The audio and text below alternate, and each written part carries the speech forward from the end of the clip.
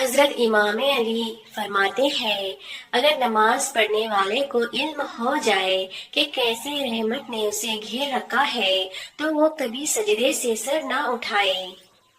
زیادہ سوچنا نہیں بلکہ زیادہ سے زیادہ استغفار کرو، کیونکہ مسئلے و مشکلات زیادہ سوچنے سے نہیں بلکہ زیادہ استغفار سے آسان ہوتے ہیں۔ پریشانیاں ہوں، حضور صلی اللہ علیہ وسلم نے فرمایا، جتنا بھی کوئی مصیبت زدہ ہو، پریشان ہو، یہ پڑھے گا تو اللہ اس کی ساری پریشانیاں دور کر دے گا۔ اللہ کے سپرد جو کہانیاں اللہ کے سپرد کر دی جاتی ہیں ان کا خاتمہ کبھی مایوسی پر نہیں ہوتا۔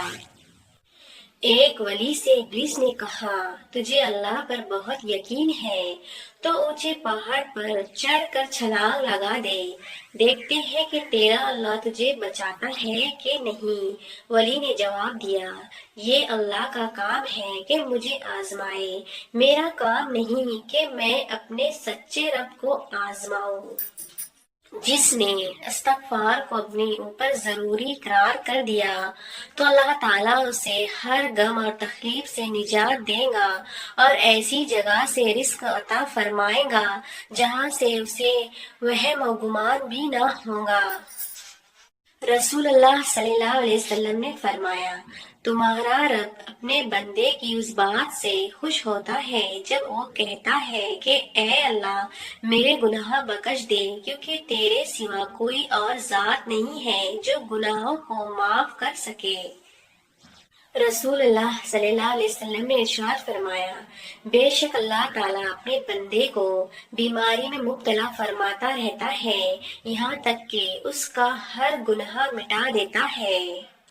ایک مرتبہ حضرت فاطمہ رضی اللہ عنہ تندور پر روٹی لگا رہی تھی اور ساتھ میں آقا حضرت محمد صلی اللہ علیہ وسلم کھڑے دیکھ کر مسکرا رہے تھے۔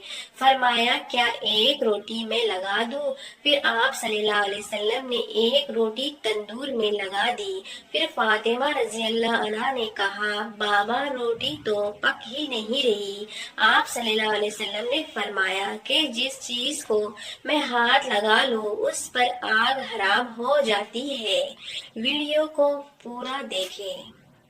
نبی کریم صلی اللہ علیہ وسلم نے فرمایا، آسانیاں پیدا کرو، مشکلات نہیں، لوگوں میں اطمینان پیدا کرو اور نفرت مت پھیلاؤ۔ کسی نے ماں سے سوال کیا کہ اگر آپ کے قدموں سے جنت لی جائے اور آپ سے کہا جائے کہ کچھ اور مانگ لو تو آپ خدا سے کیا مانگو گی؟ تو امی نے بہت خوبصورتی سے جواب دیا، میں اپنے اولاد کا نصیب اپنے ہاتھ سے لکھنے کا حق مانگوں گی، کیونکہ ان کی خوشی کے آگے میرے لیے ہر جنت چھوٹی ہے۔